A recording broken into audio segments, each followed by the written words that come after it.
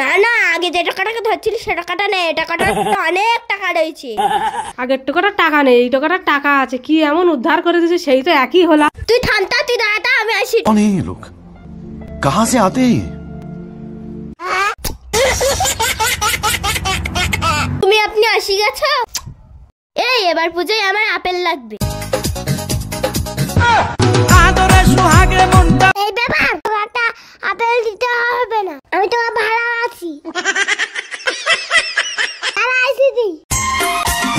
আমি তোকে খুব ভালোবাসি। ও তোকে কি দিবে? ও আমাকে কি দিবে? ও আমাকে আপেল দিবে।